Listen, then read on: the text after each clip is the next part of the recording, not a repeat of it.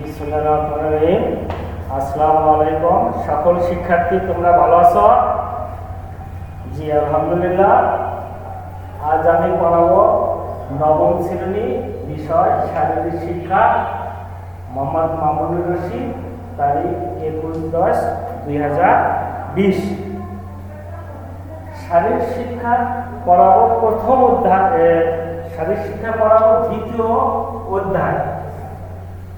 দ্বিতীয় অধ্যায়ে আছে শারীরিক সক্ষমতা। এই শারীরিক সক্ষমতা পড়াবো পাঠ 1। তাহলে শারীরিক সক্ষমতা কি এটা আমাদেরকে জানতে হবে। তাহলে শারীরিক শিক্ষার উদ্দেশ্য হলো শারীরিক সক্ষমতা অর্জন করা। তাই শারীরিক সক্ষমতা বৈশিষ্ট্য, খেলাধুলার সাথে এর সম্পৃক্ত, শারীরিক সক্ষমতা, মূল্যায়ন ইত্যাদি সম্বন্ধে শারীরিক শিক্ষার শিক্ষার্থীর পরিষ্কার ধারণা থাকা প্রয়োজন।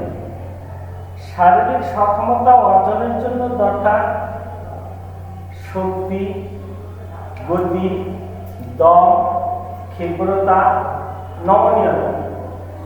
এই 5টি গুণ থাকলে তাহলে শারীরিক সক্ষমতা অর্জনের মাধ্যমে শিক্ষার্থী সুস্থ জীবনযাপন করতে সক্ষম হবে। তাহলে পাঠ 1, শারীরিক সক্ষমতা ও এর গুরুত্ব। তাহলে শারীরিক সক্ষমতা কি? সাধারণ অর্থে সক্ষমতা কোনো কাজ করার কেই বোঝায়। আর বৃহত্তম অর্থে শারীরিক সক্ষমতা বলতে জৈবিক অস্তিত্ব রক্ষা করে সুস্থ ও শারীরিক জীবন ধারণ করার সমর্থকে বোঝায়। এর মধ্যে ব্যক্তির শারীরিক, মানসিক, সামাজিক দিক সমর্থক অন্তর্ভুক্ত।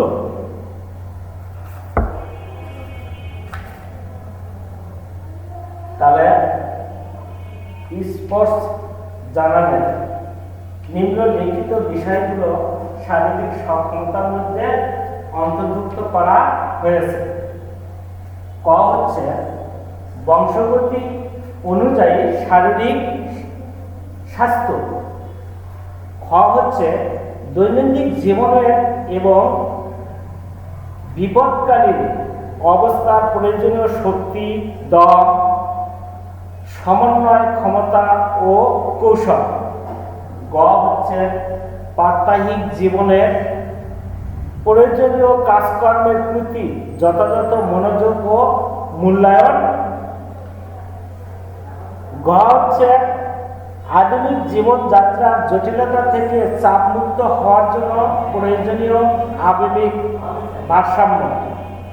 ও হচ্ছে দলের সাথে মানিয়ে নেওয়ার ক্ষমতা এবং সমাজ জীবনের জন্য প্রয়োজনীয় চেতনা।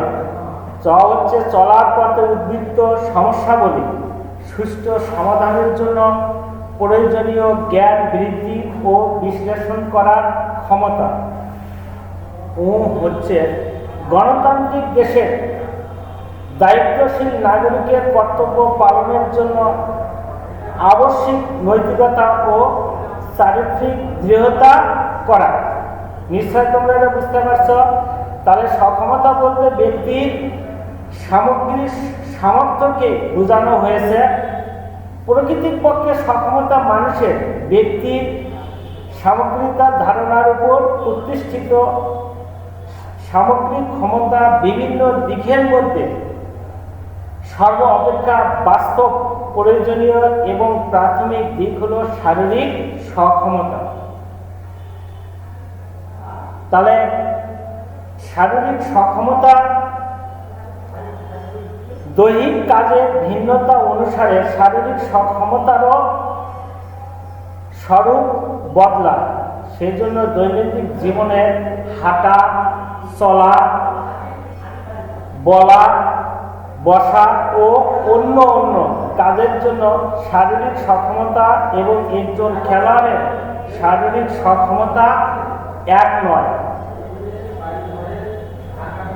তাহলে কাজের ধরনের উপর শারীরিক সক্ষমতা ভিন্ন হয়। শারীরিক সক্ষমতার সংজ্ঞা হিসাবে ক্লার্ক বলেছেন, ক্লান্ত না হয়ে শক্তি ও সচেতনতার সাথে দৈনন্দিন জীবনের প্রয়োজনীয় কাজকর্ম সম্পূর্ণ করা, আনন্দ উপভোগ করার সাথে অবসর সময় কাটানো এবং সংকট মোকাবেলার সমর্থই হলো শারীরিক সক্ষমতা।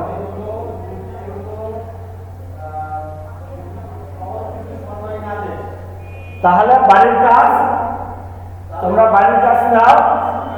বাড়ির কাজ হচ্ছে শারীরিক সক্ষমতা কি, শারীরিক সক্ষমতার গুরুত্ব আলোচনা করো।